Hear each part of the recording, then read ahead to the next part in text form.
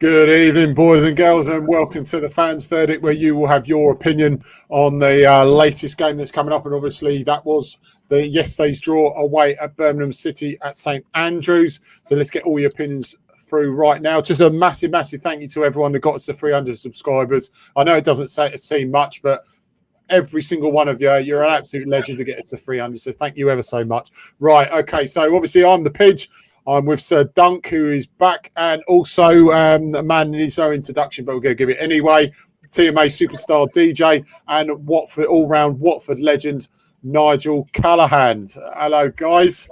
All ready to go, boys. Let's get in. Let's get straight into this. Just a big shout out to the former Players Club, fronted by Luther Blissett and Neil Price Pricey, Watford legends, amongst many, many others. Hop on over to facebook.com/tailor-made players. Right, let's get straight on with it. Like I said, we'll flash up your opinions and talk about them. But Callie, mate, another battle, shall we say, battle draw away from home. But what was your take on what you heard or you saw yesterday? I don't know. I said to you before the Birmingham match that I think people are sort of getting carried away a little bit by the start of the season of Watford have had. But, West Brom, they were lucky to get a result there, to be honest, in my opinion. And then they were hanging on at the end against Burnley. So, if you're going to be playing matches like that, you aren't going to win many games. So you're going to end up losing more than you win. And I don't think, I think, there's something there, but the conviction's not there yet. The penalty, Sart scores a great goal from inside his own half, and then he takes a penalty like that. So they cost you points, they cost you games at the end of the season. So, I'm on the fence at the moment. But I did predict a draw yesterday. You did, mate. And firstly, I should have said that before. Hats off to you, mate, because you said that. Was it Monday night to me, didn't you? And you said, "Oh, look, it's going to be a draw."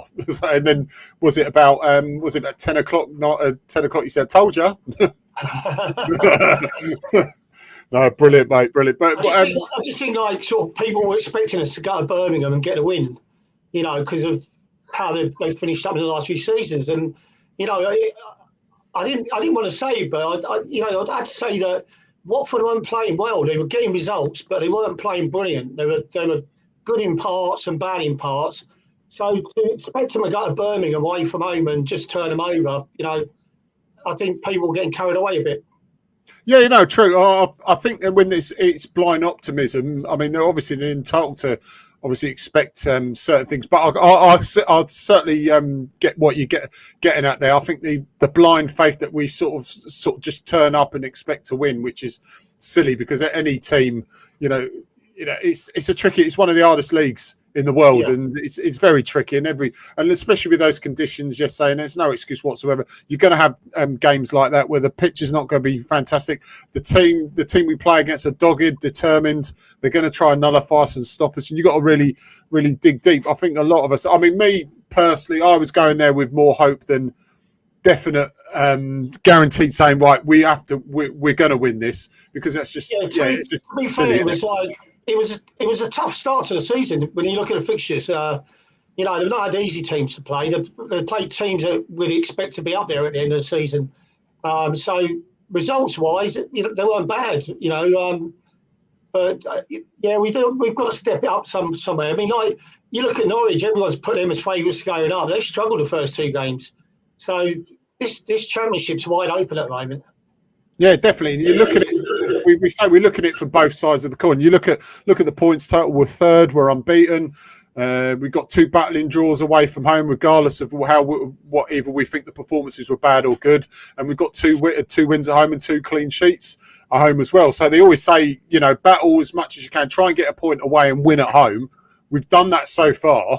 I think it's just performances that we've got to make. We've got to try and build a bit more momentum in terms of performances. But what do you think needs to change, Callie? I just think they need that ruthlessness in them. Like chances in front of goal. We need to be ruthless. We've got to be ruthless at the back as well. All through the team, they've got to be playing 110%, not just 100%. And that's if you build up unbeaten run, if you get wins and you're not losing, the confidence gets better, the belief in the team gets better. So in terms of results, it hasn't been a bad start to the season, but I want to see them. I want to see him put teams to bed. I want to see him win games convincingly and make people frightened to play against Watford. And I don't think we got that yet. No, exactly. I've got a question for both of you, and I'll get you to answer it first, Kelly. I'll get Duncan straight after. But firstly, to a few people, obviously, this is the fans' verdicts, and we want your verdicts ASAP, people. Caroline said, good evening, everyone. Halsey is on. Evening, guys. Caroline's also says 71% possession away from home. Should we have got more than that 1 point? We'll answer that in a minute, Caroline, do promise you. Halsey's also said it's disappointing seeing some of the comments some fans are starting to make again on some forums. It seems some have the expectation to win 3 or 4-0 every game in the Championship. So what Caroline said, unfortunately, Halsey, Watford fans have become too impatient. I think that's basically what you were alluding to, Callie. And 4 games unbeaten, the best start to a season for many years from Halsey. But on Caroline's question, it's 71% possession away from home, lads. Should we have got more than 1 point? Well, I mean, you can have 71% of the possession, but if you're not creating chances and getting goals out of it, that's just a figure. There's teams that have got 3 shots on goal and scored 2 goals and probably have 20% of possession. It's all about what you do at the end. The end product's got to be there. There's no end product. The rest of it doesn't count. So that's what I'm on about. They need to be taking the chances. That penalty, if he can't take penalties, don't let him take them. Just because he's the superstar of the team. I mean, is he the best penalty taker in the team? I don't know. I mean, that was probably one of the worst penalties I've ever seen. Yeah, Dunk, mate. What do you reckon? Do you think that's 71% possession away from home? Should we've got, on your personal opinion, do you think we should have got more than 1 point yesterday? We're not necessarily mean to be critical. Do you think that's a good point, or do you think that, like Callie said, you got to finish? It doesn't. You could have 99% possession, but you got to score the goals at the end of the day, haven't you? Yeah, so bear with me. Can you see what I'm sharing here? Yeah, I'll put it right up now, mate. I'll get Is it working? Yeah, Dave, I'll come to your comment in a minute, mate. I do promise.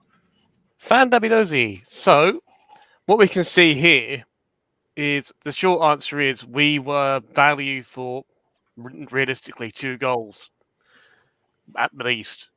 So, what we're seeing here, the big circles here are your good chance. I like your high quality chances. Had the header from Bio, which was a very high quality chance. He put that wide on the post over here. What you're seeing here is about 1 in 4, roughly speaking, goes in from that position. And Gaspar's one, which is cleared off the line. Now we know how Spurs felt when Paseta cleared off the line with us, because that's going in. 45% is huge. That's beyond. It's hard to describe how unlucky we were not to get that through. Yeah.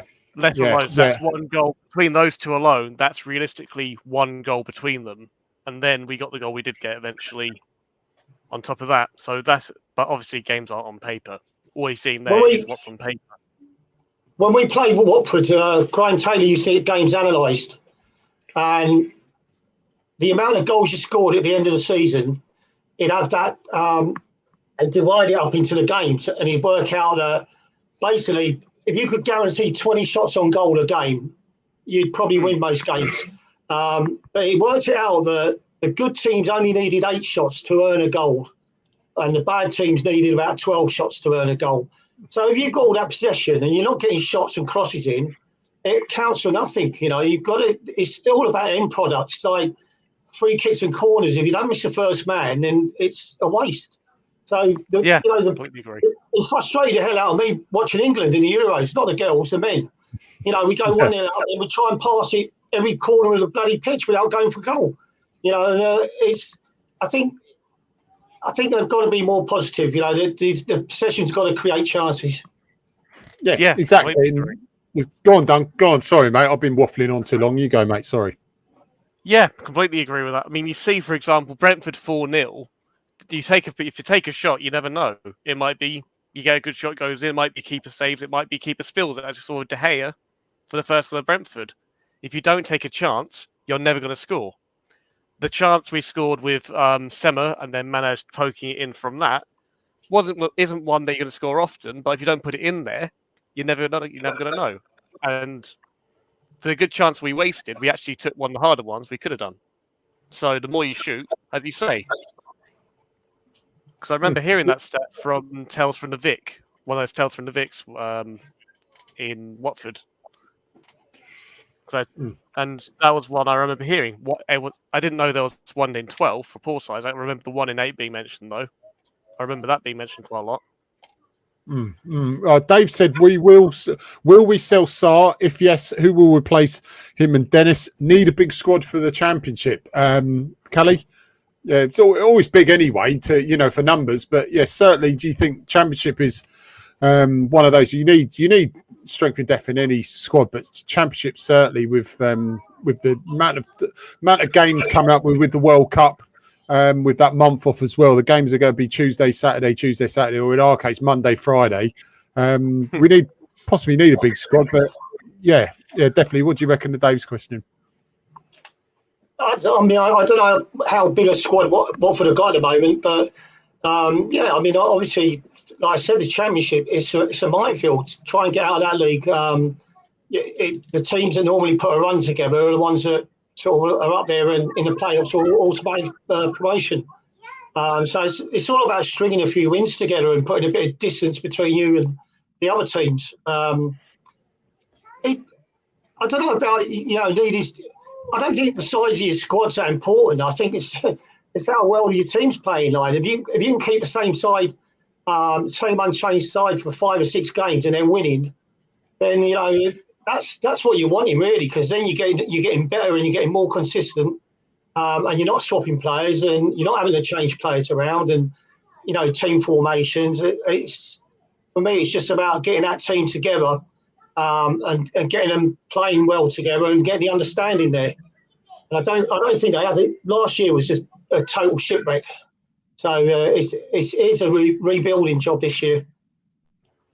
Yeah, definitely. Well, I think it is a good one to come to as well, mate, because you would know this being arguably, and we'll say this anyway, even though you're on it, arguably the best cross of the ball that Watford's ever had, mate. And they said about corners, we've never been good at corners for years, and that's what Halsey's saying, and that's what Caroline's saying. And corners have been very disappointing this season. But what really irritates me as well, the fact that Sunday League you get lambasted for this, but you beat the first man. I mean, you know all about that, mate. I mean, you put a few decent balls in your time, but how frustrating must that be seeing any team, let alone Watford, doing that kind of shenanigans? Do you know what?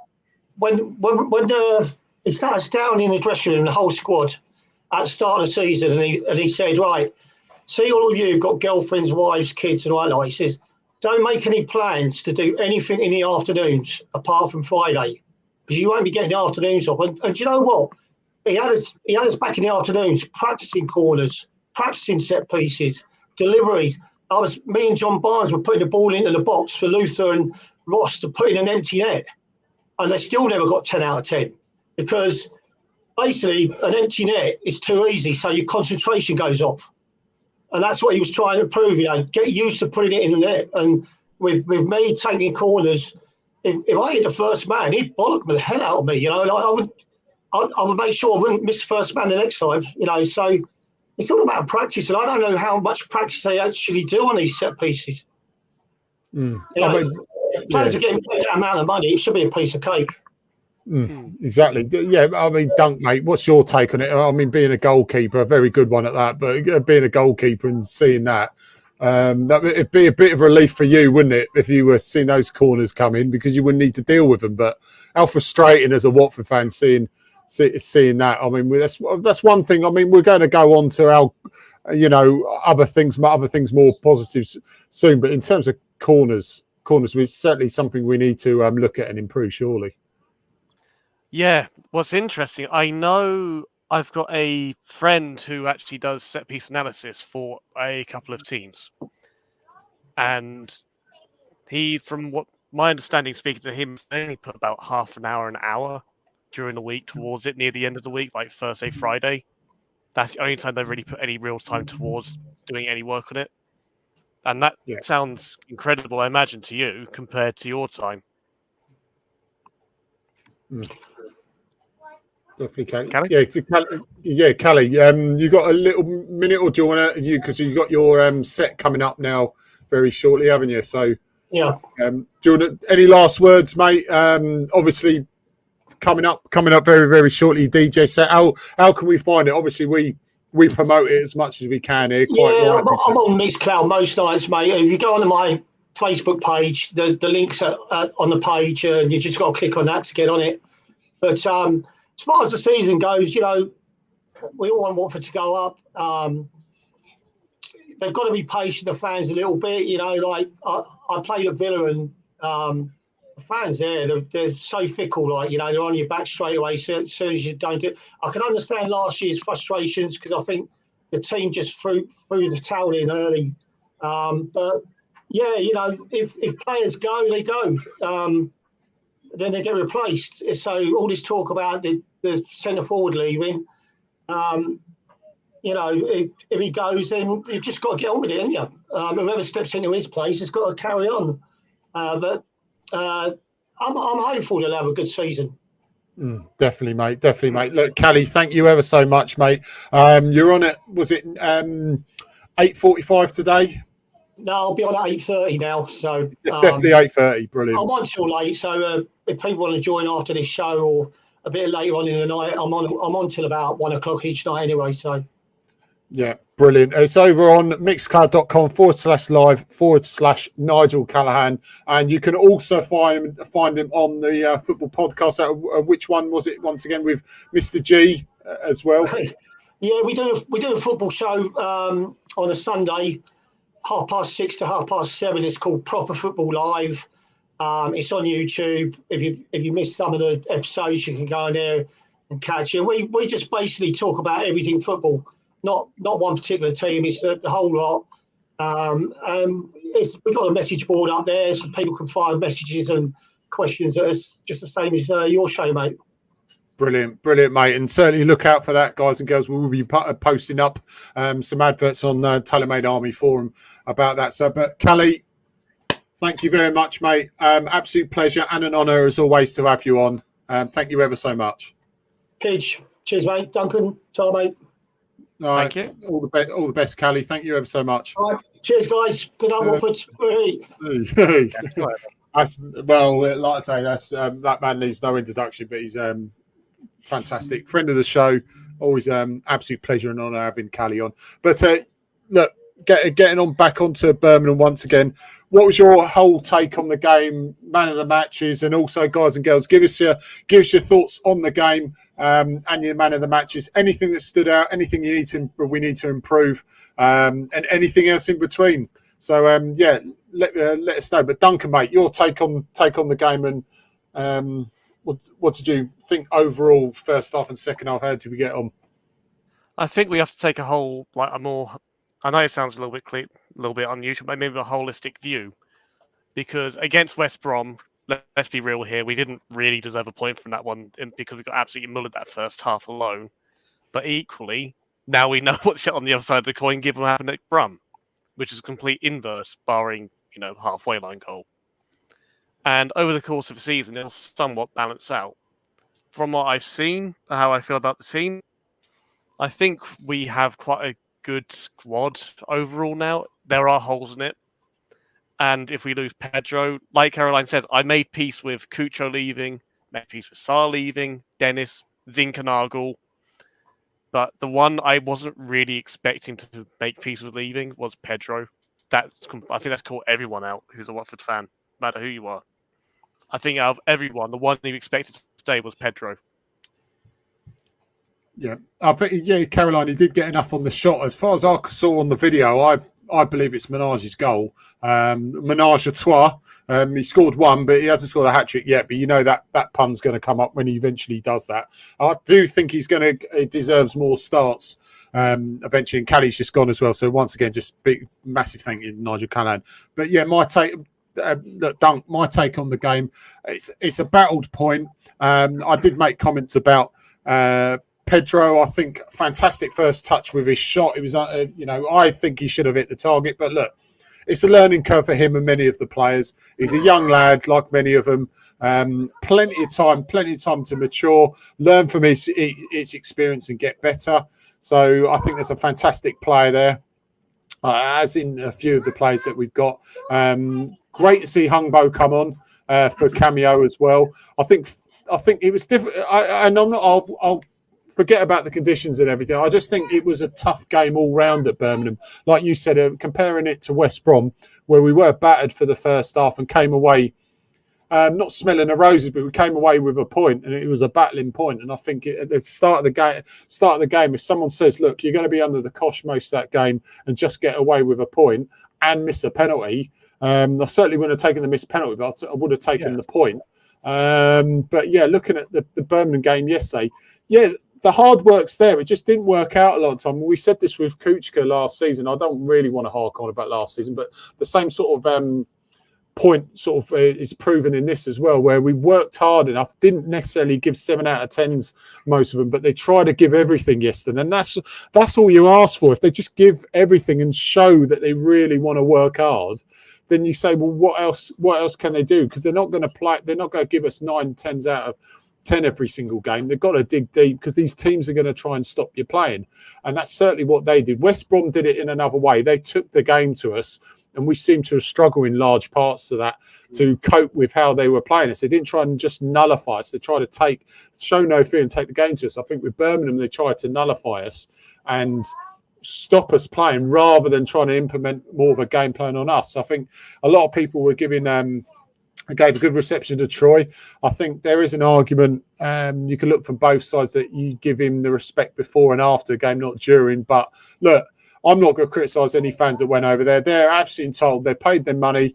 Midweek game, they've turned up. If they want to cheer Deeney, they're more than I'm not going to argue. So it's up to him, because I mean, if we flipped it on its head and they started booing him, people would start complaining that we're disrespecting our former captain. So you're never going to win either way. There's no right or wrong about that, because someone's going to find an error in that. But I do think alongside Pedro, there's plenty to look at, take from that.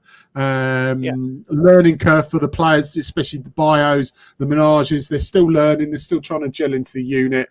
I wish Pedro all the best if he did go. Like you said, it hit me a bit more if Pedro did go rather than Sarr and Dennis. I was pretty much at peace of knowing they would probably be going, but I thought that Pedro would stay at least for this season.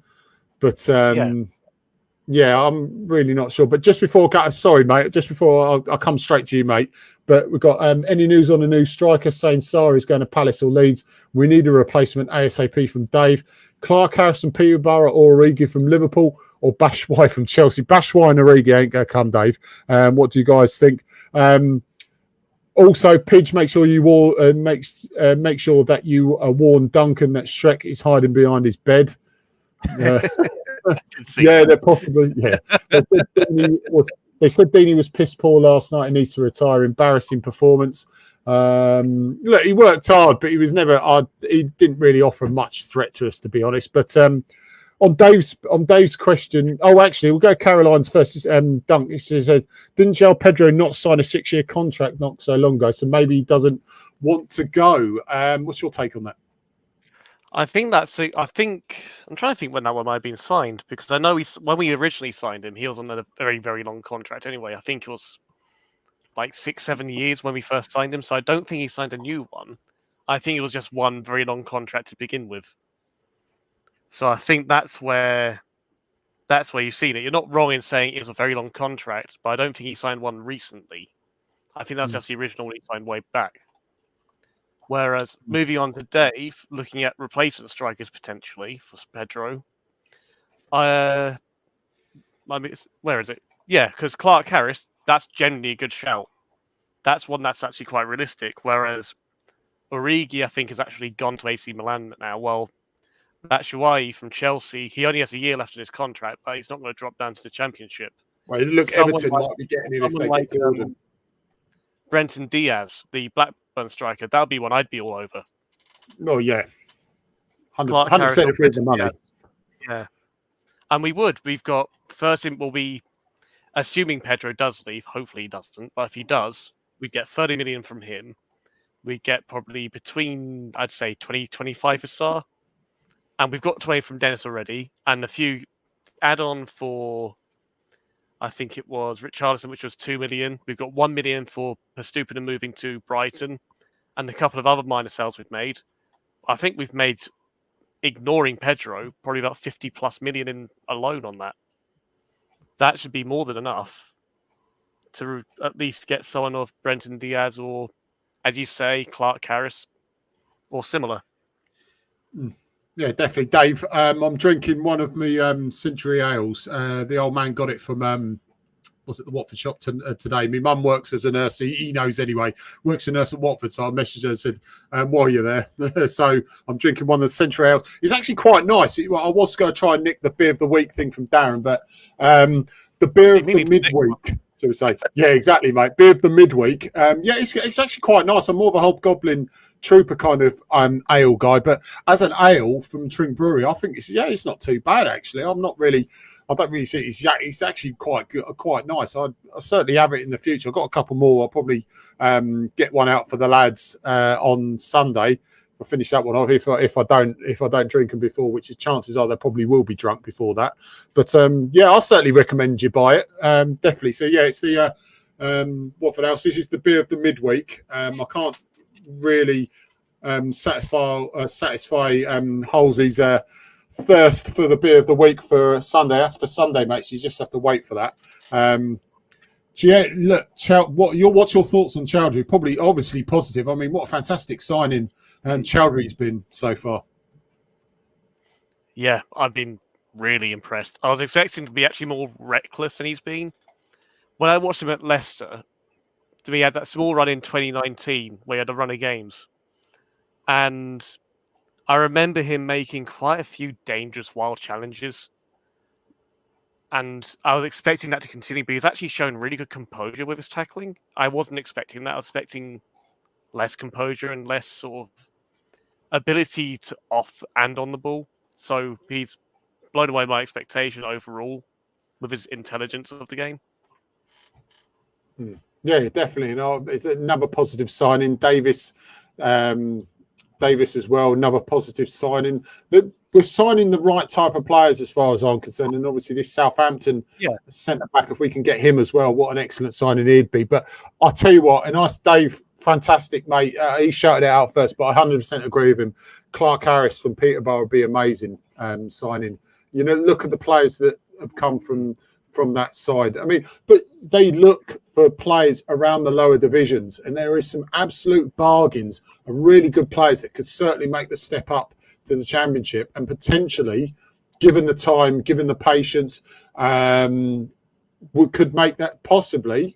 You never know. Could make that step up to the Premier League if we do mount a promotion challenge this season. So, yeah, definitely. Halsey saying I need to come down and get some methinks. Hope they deliver to Scotland. I do believe they can, mate.